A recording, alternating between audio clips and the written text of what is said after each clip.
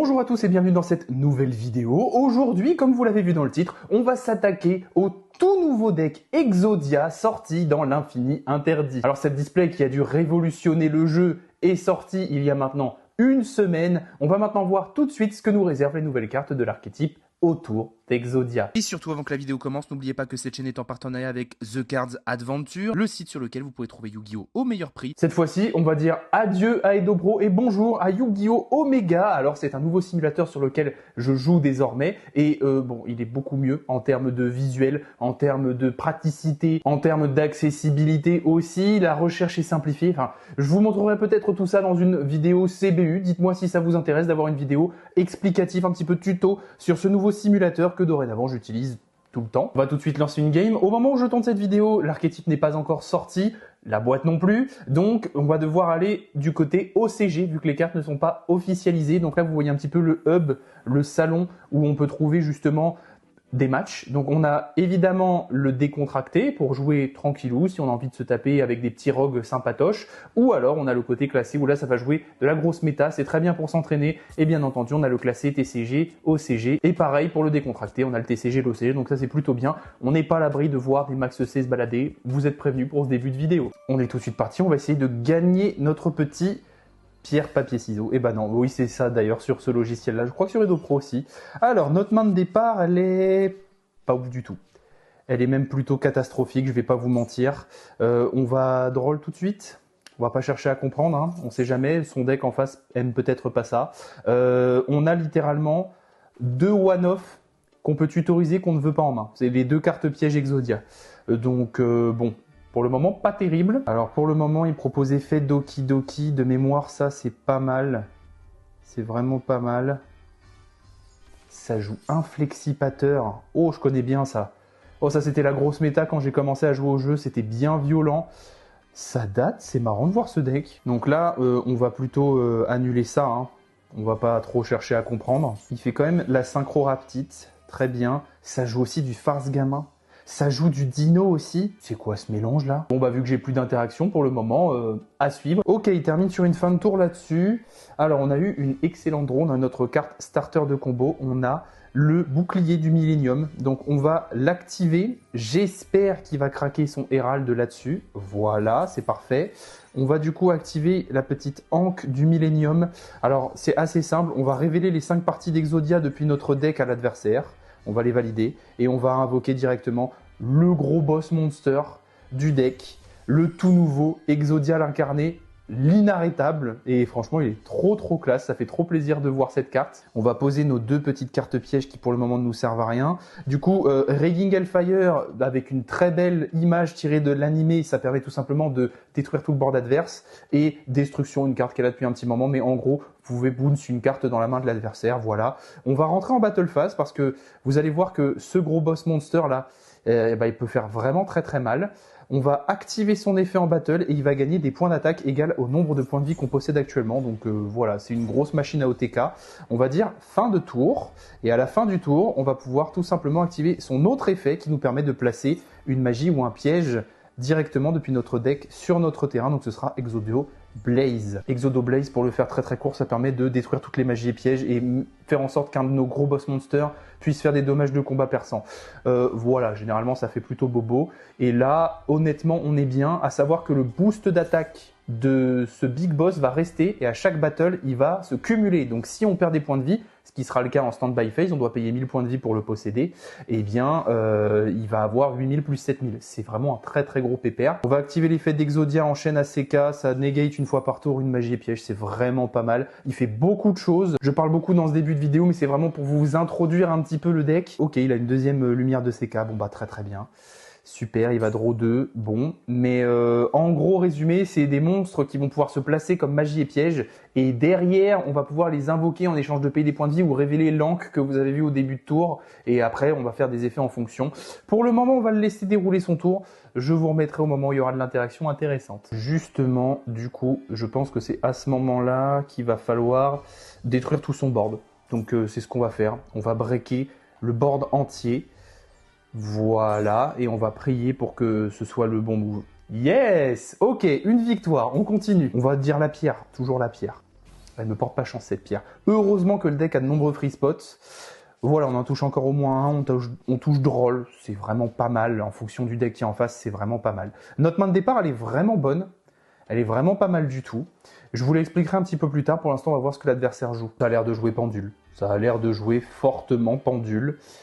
Ok, musique. Ah, intéressant. Est-ce que Droll fait mal au deck musique? J'avoue que je ne sais pas trop. J'ai pas été confronté à cet archétype en règle générale, même avec Voiceless Voice. Est-ce qu'en résolution, je peux faire mon Droll? Oui, allons-y, on va Droll. Du coup, end phase en ayant posé 1 et en ayant IP sur le terrain, je pense que c'est quand même un bon board, hein, on va pas se mentir. Du coup, j'ai Draw Call By. Intéressant. Pour le moment, ça va pas m'être très utile, mais intéressant. Du coup... Alors, c'est là où je vais pouvoir vous expliquer un petit peu plus ce que fait le deck. Du coup, on va à tout prix notre bouclier de la dynastie du Millennium. On va l'activer pour le placer dans la zone magie et piège, si bien sûr l'effet passe. Ok. Et ensuite, ce qui est très intéressant, c'est qu'on va pouvoir activer son effet dans la zone magie et piège comme une magie. Donc, ça va prendre très peu de end trap, c'est ça qui est intéressant. Bon là, bien évidemment, il va chaîne IP. Dans la logique, il va faire Apollousa, normalement. Ah, il a fait SP. Ok. Du coup, je vais laisser passer. Vu que j'ai pas activé l'effet, est-ce que je peux le refaire? Non. Ah oui, ça c'est dur. Ok, du coup, je vais faire effet du golem. Encore une fois, c'est pour le placer dans une zone magie et piège. Vu que je n'ai pas la Ankh que vous avez vu tout à l'heure, désolé, je n'ai pas le nom en français comme ça en tête. Je pense que ce sera Croix du Millennium. Je vais activer son effet, ça va me coûter 2000 points de vie. C'est malheureusement le coût à payer quand on n'a pas la Croix du Millennium. Et tout de suite derrière, je vais pouvoir l'invoquer spécialement. Du coup, je vais l'invoquer spécialement en mode défense. Et je vais tout de suite pouvoir ajouter depuis mon deck à ma main la magie de terrain, les tablettes de pierre, du coup, pour ceux qui ont les refs justement de la saison 5 de l'anime Monster Duel. Enfin, les cartes de ce nouvel archétype font trop plaisir à voir, elles sont incroyables. On va activer la magie de terrain. Et normalement, elle risque de nous sauver les fesses. On va essayer de faire son effet. Ça nous permet de placer un monstre depuis notre main dans notre zone magie et piège, puis placer un autre monstre directement depuis notre deck dans notre zone magie et piège. Hop là. Maintenant que le boubou est de retour, jackpot, on peut refaire son effet. Et ça, c'est vraiment fort, pour le coup. Aïe, aïe, aïe. Heureusement que j'ai call by sur H. Après, je viens de le placer dans une zone MP.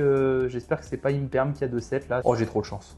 Ok, let's go. On va pouvoir faire le bouclier.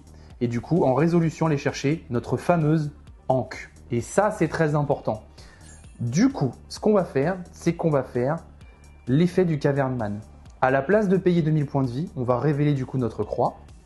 Et ça va nous permettre, normalement, d'invoquer spécialement le monstre en zone magie et piège. En fait, ce que je trouve intéressant, vous voyez, bon là, ils ne l'ont pas encore modélisé pour des cartes OCG qui sont non sorties, mais c'est qu'on a vraiment des monstres qui sortent de la carte un petit peu comme dans l'animé, comme si c'était des hologrammes et ils bougent un peu, donc ça donne un petit goût supplémentaire au duel, j'aime beaucoup. Est-ce qu'on va aller tuto un monstre Millennium? Bien sûr. On va aller tuto le petit dragonnet. Le dragonnet, c'est très simple, on va encore une fois le placer dans notre zone magie et piège. Hop là, et si jamais l'adversaire active une carte ou un effet, on va pouvoir le spé et directement gagner des points de vie égal à la moitié de l'attaque d'un monstre qu'on contrôle. Du coup, on va activer Ankh.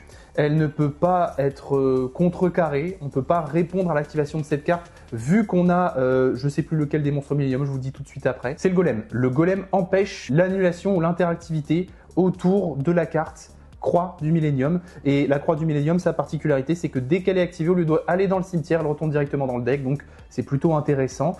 Donc, maintenant, ce qui va se passer, c'est qu'on va poser notre carte.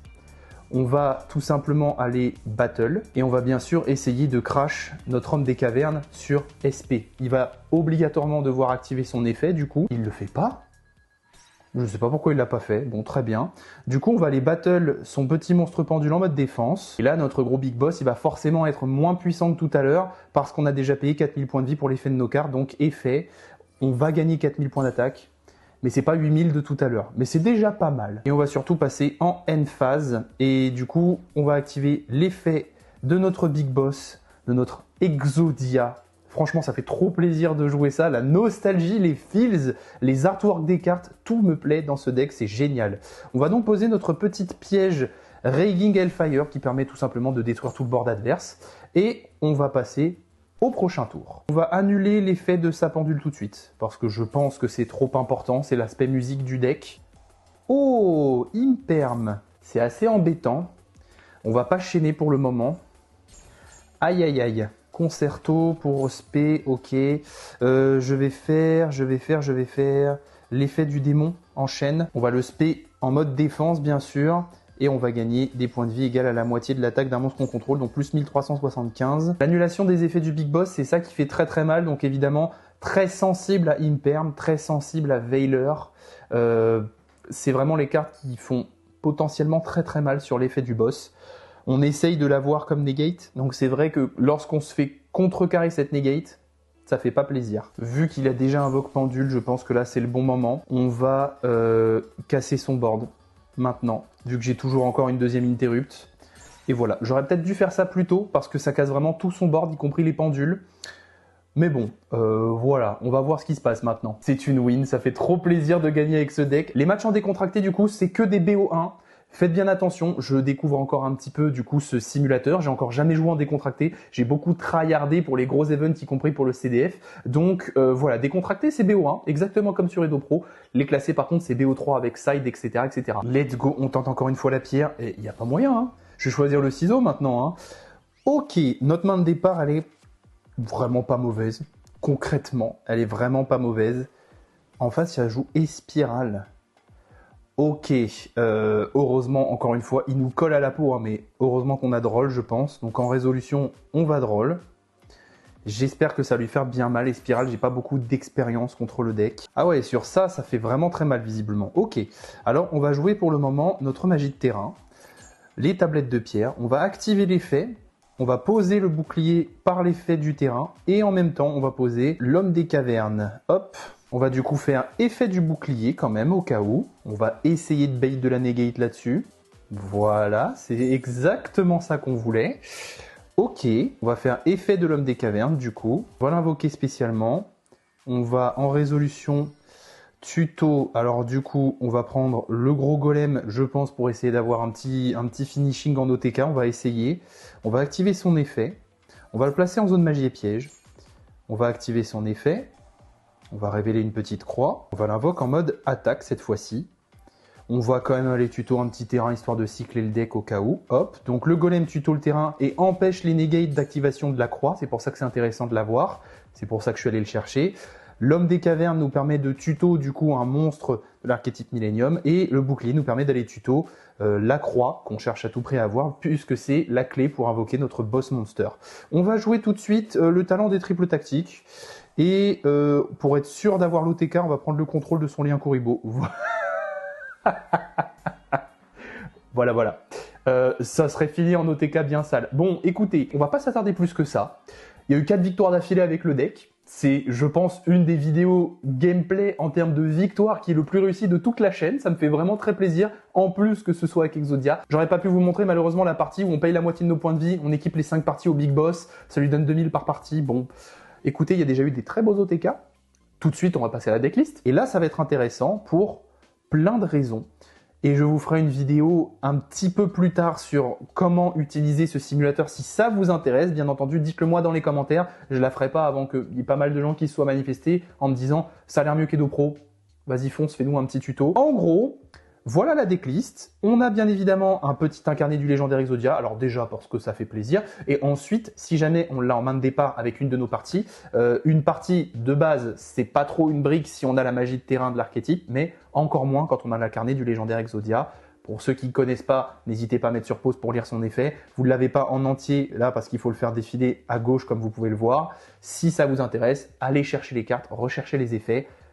Le deck le mérite, vraiment, même si il a bien évidemment des faiblesses. Le bouclier, comme toutes les cartes de l'archétype, se pose en zone magie et piège. On peut payer 2000 points de vie. Ça le spé en résolution. Il va nous permettre d'aller chercher directement la petite croix du Millennium. Elle nous permet d'invoquer spécialement, directement, depuis l'extra deck, l'instoppable Exodia l'incarné, donc c'est notre big boss, c'est celui qui fait un peu tout le café et tout le sel du deck. Ensuite, on a bien entendu le golem, donc là vous voyez le nombre d'exemplaires à l'écran, mais je vais vous le dire aussi à l'oral, il y en a 3. On va jouer bien entendu 3 hommes des cavernes, alors je le traduis comme ça, mais je pense qu'en français ce sera pas vraiment ce nom-là. C'est tout simplement un des finishers du deck, 2750 points d'attaque, c'est quand même assez fort, on va pas se le cacher. Lorsqu'il est invoque spé, celui-là il nous permet d'aller chercher n'importe quel autre monstre de l'archétype Millennium, donc généralement c'est une one-off, on va chercher le petit dragonnet comme je l'appelle, même si ce n'est pas son nom.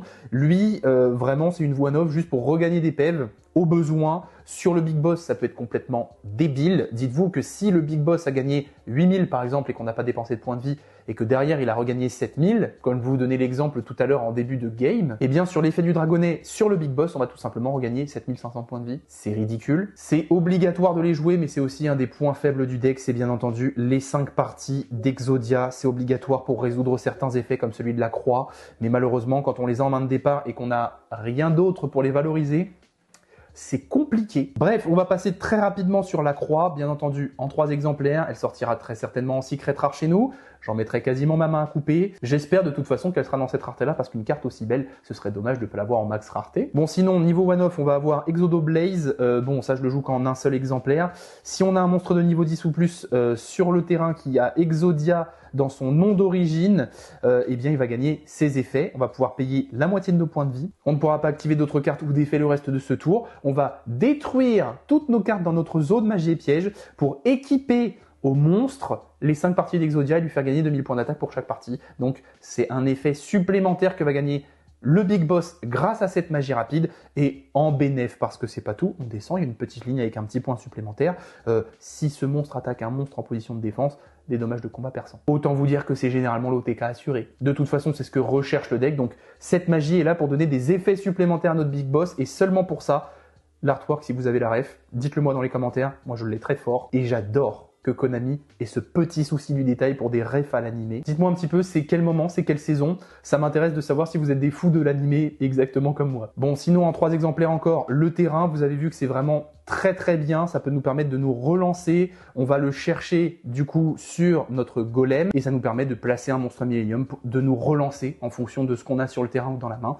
Et voilà, c'est juste trop fort. Derrière, on va bien entendu jouer une Obliterate, Destruction. Je pense que c'est une des cartes les plus connues de l'archétype autour d'Exodia. Ça, il faut faire très attention dans le deck. C'est à double tranchant parce que vous allez mettre une partie dans le cimetière. Et qui dit partie dans le cimetière dit impossibilité et incompatibilité pour activer l'effet de la croix du Millennium. Mais ne vous inquiétez pas, il y a la piège qui permet de détruire tout le board de l'adversaire qui nous dit qu'on peut tout simplement remélanger 5 parties d'un monstre, l'interdit depuis notre cimetière et ou zone de bannissement dans le deck. On doit la bannir et elle doit être dans le cimetière pour activer et résoudre cet effet. Mais bon, généralement, vous l'activez pendant le tour de l'adversaire, le tour d'après. Vous avez compris, c'est pourquoi, quand vous avez les deux, elles sont plutôt compatibles, même si c'est des one-off. Si vous avez les deux en même temps, plus le moyen de faire votre board, c'est pas mal. On va passer maintenant très rapidement hors archétype au côté free spot du deck. Donc vous l'avez vu, on joue bien évidemment 3 H, parce que c'est H, parce que c'est trop fort, parce que ça se cale partout. J'ai choisi, en suivant une decklist, de jouer 3 drôles. C'est vrai que beaucoup de decks peuvent mourir sur ça. Ça les arrête net. Et faut avouer que la carte est quand même débile. Bien entendu, un appelé par la tombe, parce que, eh bien, la carte est trop forte, hein, vous l'avez vu, elle m'a sauvé 2 fois pendant cette vidéo. Heureusement que je l'ai un petit peu top deck et qu'elle était dans ma main. Sinon, ça aurait été un petit peu plus compliqué. On va jouer de Nibiru. Bon, ça, c'est des choix discutables. Vous pouvez remplacer ça par ce que vous voulez. Littéralement, mon hésitation de side de tout à l'heure. Vous pouvez caler 2 Mourner si vous voulez plus de negate d'effet. En plus, ça burn au passage. On va jouer bien entendu 2 TTT. Vous voyez que la carte, elle nous a quand même sauvé les fesses 2 fois. Donc, c'est vraiment pas mal. Un PTT au cas où, pour aller le chercher ou aller chercher comme la dernière fois notre croix du Millennium, c'est ce qui nous a sauvés. Et bien entendu, 3 infinis éphémères. Et voilà, vous avez le contenu du main deck. Je ne sais pas pourquoi il y a une carte qui me manque dans mon extra deck. Je ne sais pas ce que j'ai dû enlever sans faire attention. Mais on va jouer bien évidemment 3 Exodiens incarnés instoppables parce que c'est la main card du deck. C'est notre boss, on le veut. C'est lui qui fait des délires dans le deck. On va jouer bien évidemment un Typhon parce que c'est trop fort, un Zeus parce que c'est trop fort, des petits canons parce que bien évidemment c'est des monstres de niveau 10, donc on peut terminer quelqu'un à la burn potentiellement, même si c'est pas propre. Au moins, voilà, ça fait une petite take de finishing ou une take au time. C'est toujours assez important. Moi, j'aime bien en avoir de temps en temps. Lui, c'est très peu probable de le sortir. Le numéro 90, bon, c'est si on a 2 hommes des cavernes, donc autant vous dire que c'est quasiment infaisable. Mais si jamais on le sort, bah évidemment, c'est très fort. Hein. Une negate, ça fait toujours plaisir. Et après, on va jouer un petit packing lien plutôt habituel. On va jouer la déesse des enfers. Vous avez vu qu'on peut facilement faire 4 summons dans le deck. Voilà, ça peut gérer une tower ou un monstre qui n'est pas affecté par les effets de cartes. C'est plutôt intéressant. On va jouer avec ses codeurs, même si le pouvoir OTK du deck généralement se suffit à lui-même. En avoir un supplémentaire, on sait jamais. On va jouer Dark au cas où pour overlay en lien 3, bien que du coup je n'en ai pas. Donc ce serait plutôt intéressant, je pense, de trouver une lien 3 qui peut permettre de faire un pont pour Access Coder. Donc honnêtement, Selene est une très bonne candidate. Je pense que d'ailleurs, ce serait le trou à combler dans l'extra deck que vous voyez. Bien sûr, vu que c'est la méta feu, au moment où je tourne et où je parle, on va jouer une Ita, à changer en fonction bien sûr de la méta. Dans pas très longtemps, peut-être qu'elle va basculer vers l'attribut eau. Donc dans ces cas-là, eh bien, vous savez que ce sera la charmeuse eau à mettre à la place. On va jouer bien sûr SP, parce que SP, bah, c'est trop fort. Et on va jouer Brise Codeur épéiste virus. Alors ça, honnêtement, je suis pas vraiment convaincu. Je vous laisse lire les faits et mettre sur pause si ça vous intéresse. Mais ça, j'ai repris tout simplement de la decklist dont je me suis inspiré. Voilà, c'est la fin de cette petite vidéo qui est la première sur Yu-Gi-Oh! Omega. J'espère que ça vous aura plu. N'hésitez pas à me faire votre retour dans les commentaires sur ce simulateur. Dites-moi aussi ce que vous pensez bien sûr de l'archétype Exodia et de sa perf, parce que après tout, c'est quand même pas trop mal. C'est un deck qui finit sur un board plutôt solide, je trouve. En tant qu'archétype pur, pouvoir tuto un breakboard complet qui comprend aussi les magies et pièges au bon timing, c'est beaucoup trop fort. Derrière, on a surtout un boss monster côté K facilement. Donc, il y a moyen que ça fasse des choses. Moi, comme ça, ce qui me vient à l'idée, ce serait de le mélanger avec le deck de Yugi, le sarcophage brillant, même si ça enlève énormément de free spot dans les deux decks, et du coup, un deck sans free spot aujourd'hui, c'est risqué. Avoir un combo de deck de la famille Muto avec le petit-fils et le grand-père, ah, ça me tente beaucoup. On verra si jamais je vous montre pas ça dans les mois à venir ou les vidéos à venir. Bref, assez de blabla. Sur ce, je vous dis à très bientôt dans une prochaine vidéo. C'était Slifer.